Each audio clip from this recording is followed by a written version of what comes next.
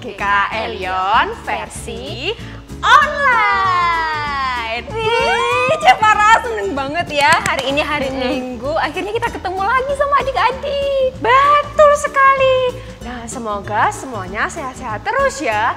Nah, sebelum kita mulai ibadahnya, kita berdoa dulu. Erni, adik-adik kita berdoa ya. Tuhan, kami bersyukur kalau hari ini kami masih diberikan kesempatan untuk boleh beribadah kepadamu.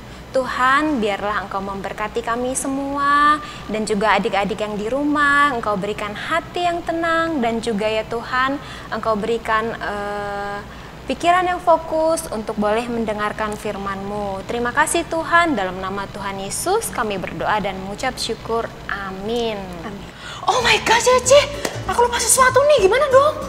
Jangan menyebut nama Tuhan sembarangan, Cevara. Loh, maksudnya gimana, Ce?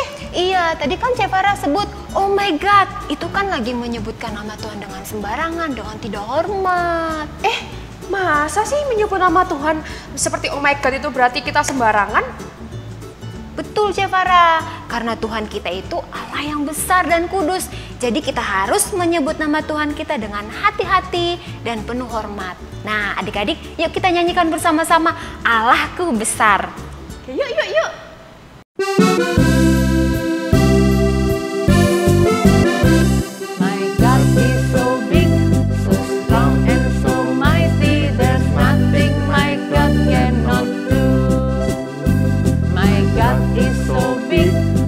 Strong and so mighty, there's nothing my God cannot do. The mountains are His, the rivers are His, the stars are His handiworks too. My God is so big, so strong and so mighty, there's nothing my God cannot do for you. God is so big, strong and so mighty, there's nothing my God cannot do. My God is so big, so strong and so mighty, there's nothing my God cannot do. The mountains are His, the rivers are His, the stars are His handiworks too.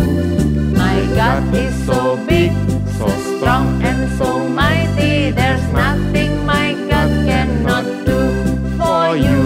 The mountains are His, the rivers are His, the stars are His handiworks too. My God is so big, so strong and so mighty, there's nothing my God cannot do for you. Tapi jangan lupa loh, meskipun Tuhan kita itu adalah Allah yang kudus, tapi Dia juga adalah Allah yang penuh kasih. Oh ya? Masa sih? Apa buktinya Cevara? Coba deh Cek pikir-pikir, berkat apa saja yang Tuhan sudah berikan ke Cece hari ini? Masih punya orang tua, masih bisa bernafas, masih bisa pergi ke Sunday School, dan banyak deh. Nah kan? Ternyata Tuhan kita itu Allah yang penuh kasih. Dia selalu melimpahkan kepada kita berkat-berkat yang banyak sekali, yang seringkali kita lupa. Nah karena itu, ayo kita sama-sama mau menyanyikan Kasih Yesus indah, indah, oh indah. Nah yuk sama-sama kita nyanyi. Ayo.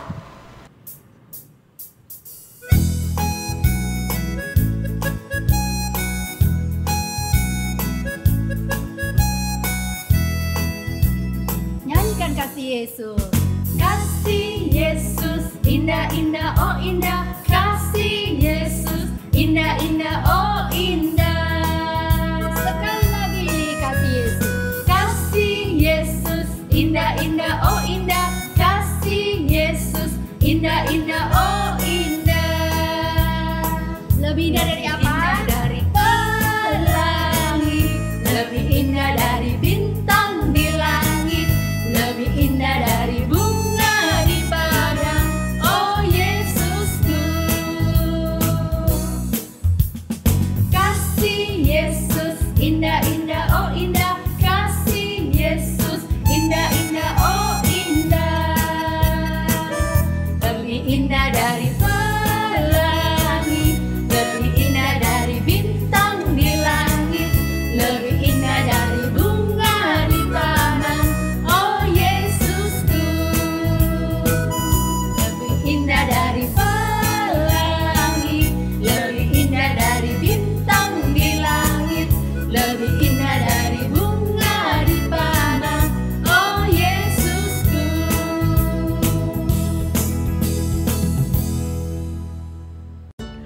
Wah, Cipara, seneng banget ya. Ternyata Tuhan itu sayang banget sama kita. Betul sekali. Makanya kita harus menghormati dan menyembah Tuhan dengan sungguh-sungguh. Ya kan, Cierni? Iya, betul. Karena kita tahu bahwa Tuhan yang kita sembah itu bukan Tuhan yang sembarangan. Dia itu Allah yang kudus, mulia. Gimana caranya ya kita menyembah Tuhan, Cipara? Nah, Cierni dan Alda di rumah mau tahu? Mau.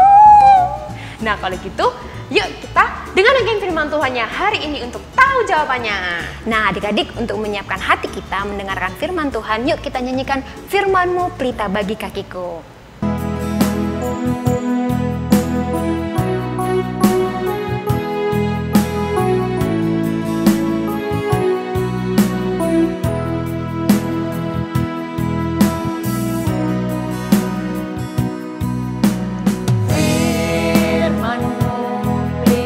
Bagi kakiku, terang bagi jalanku.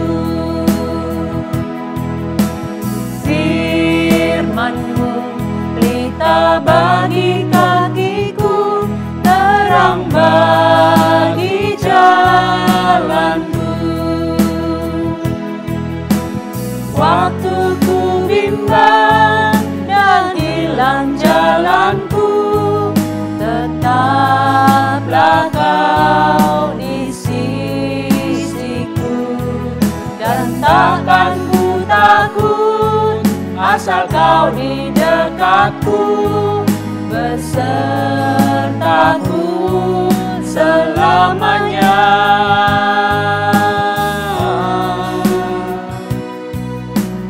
Firman-Mu pelita bagi kakiku, terang bagi jalanku. Firman-Mu pelita bagi kakiku. Firman-Mu pelita bagi kakiku, terang bagi jalanku. Waktu ku bimbang, waktu ku bimbang dan hilang jalanku, tetaplah Kau di sisiku, dan takkan ku takut asal Kau di dekatku, besertaku selamanya. Firman-Mu pelita bagi kakiku, terang bagi jalanku.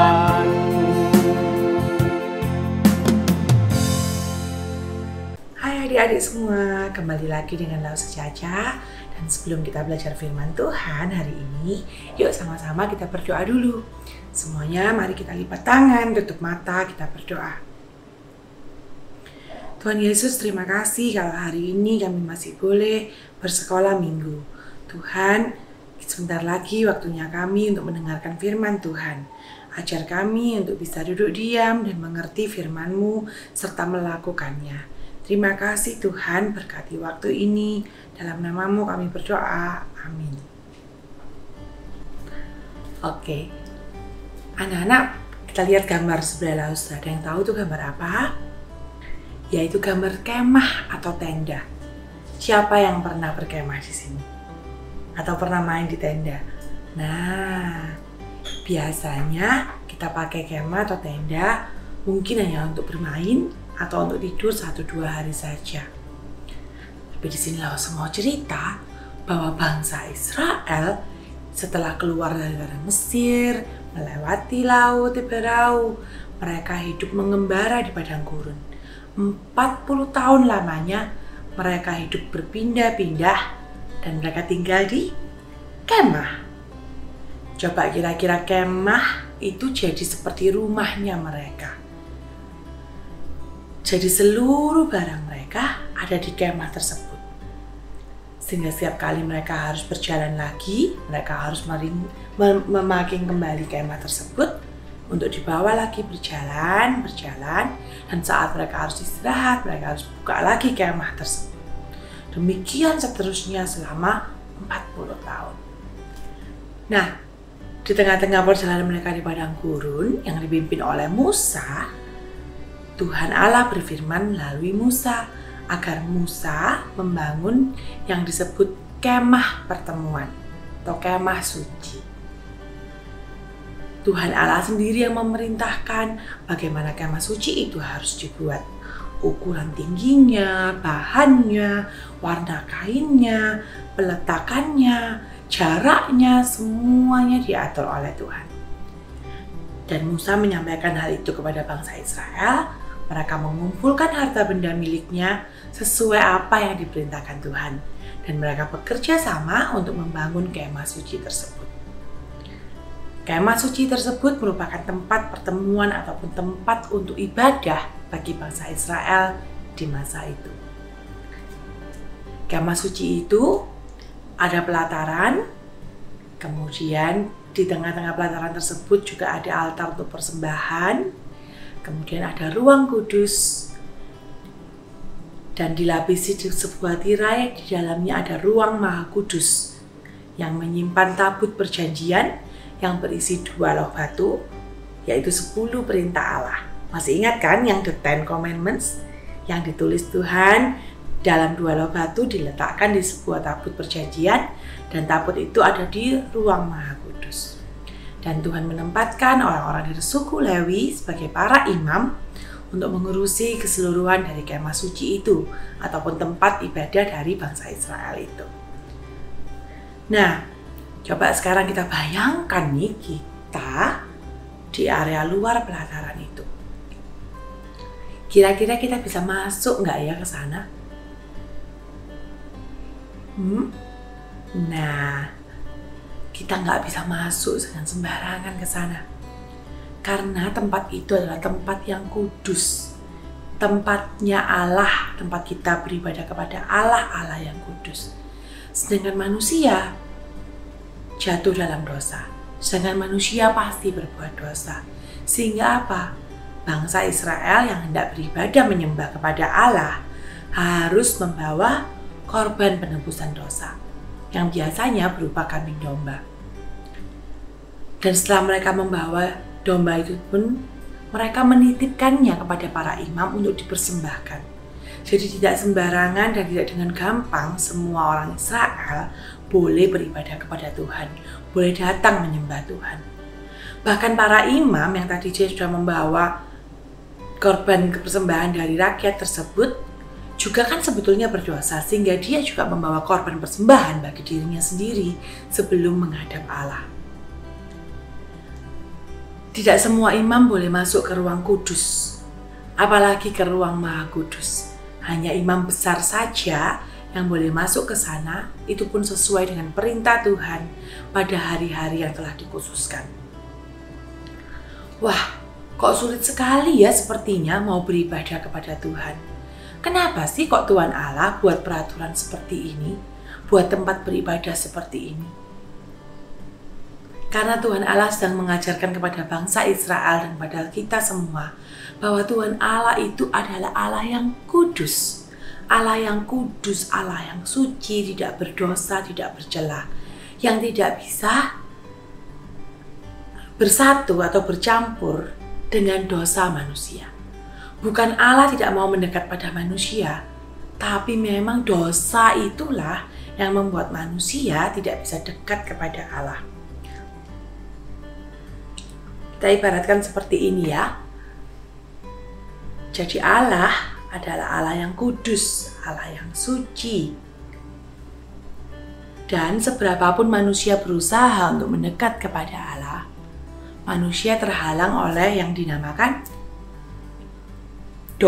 dosa. Manusia terhalang oleh yang dinamakan dosa. Sehingga seberapapun manusia meminta ampun kepada Tuhan, mereka kembali berbohong, mereka kembali berzinah, iri hati, marah-marah, tidak taat pada Tuhan, tidak mau taat orang tua, dan segala dosa-dosa lainnya yang terus-menerus dilakukan. Terus-menerus dilakukan. Dan dosa inilah yang membuat kita manusia tidak bisa dekat kepada Allah. Sehingga pada saat itu, bangsa Israel diminta Tuhan melalui perwakilan imam besar, itu pun dengan membawa berbagai banyak korban penebusan dosa. Tapi syukur kepada Tuhan, di Ibrani yang ke-8 dan ke-9 dinyatakan bahwa kita saat ini mempunyai imam besar agung, yaitu Tuhan Yesus sendiri, yang Dia mau mati di kayu salib, dan dengan darah Yesus Dia menyucikan dosa-dosa kita.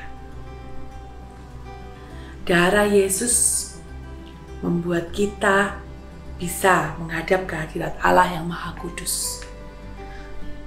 Pada saat Yesus mati di salib, Allah sendirilah yang merobek tirai pembatas antara ruang kudus dan ruang Maha Kudus itu. Allah sendiri yang mengizinkan manusia untuk kembali datang ke hadirat-Nya. Karena penebusan dari darah Yesus itu sempurna. Ia adalah korban yang sempurna. Ia adalah imam besar agung kita. Sehingga ketika kita percaya Yesus, kita bisa datang beribadah kepada Allah. Saat ini ketika kita sudah percaya kepada Tuhan Yesus, kita percaya kepada Tuhan, itu membuat kita bisa datang beribadah dengan penuh sukacita. Kita bisa beribadah ke gereja dengan begitu mudahnya.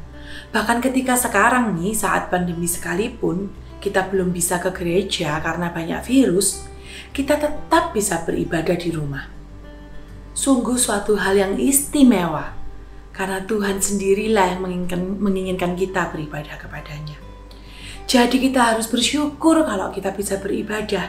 Kita harus melakukannya dengan sukacita. Kita berdoa kepada Tuhan, meminta ampun saat kita melakukan dosa. Dan kita yakini bahwa Tuhan mengampuni dosa-dosa kita. Kita mau berubah menjadi lebih baik hari demi hari.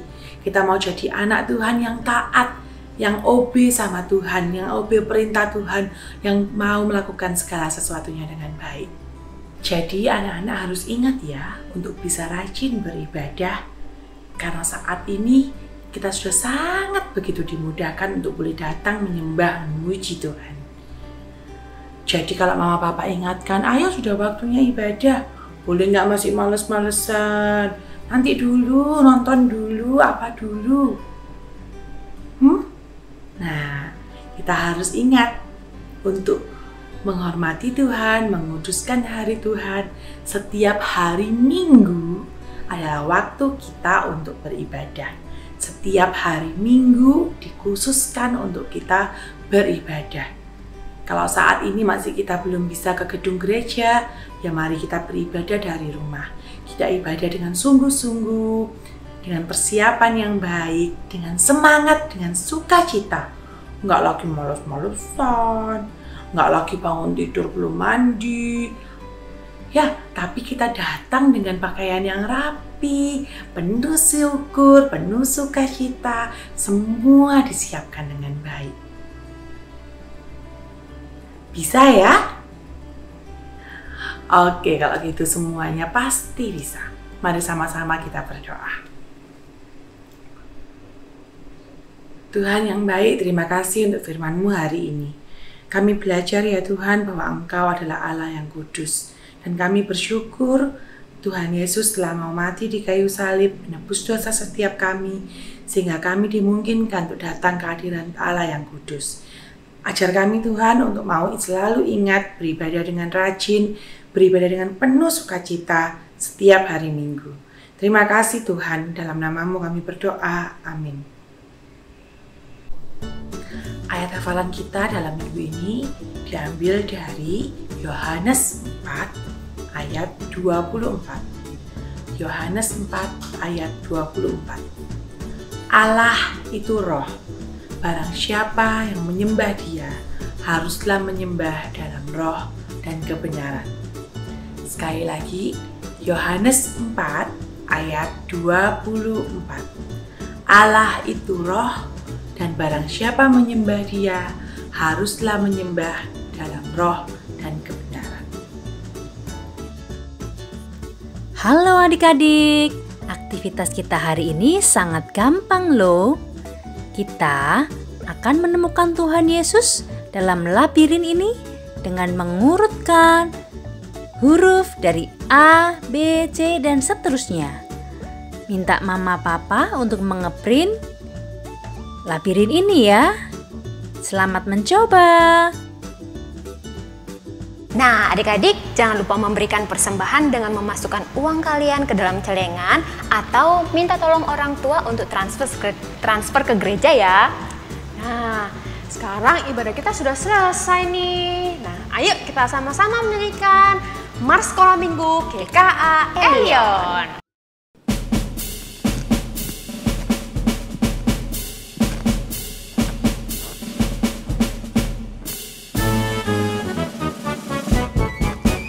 Kami anak sekolah minggu GKA Elion, berakar dan bertumbuh di dalam Tuhan, merenungkan firman-Nya tiap hari. Kami anak sekolah minggu GKA Elion, menjadi saksi Kristus bagaikan garam dan terang. Ku bangga jadi murid Kristus. Ku cinta jadi murid Kristus.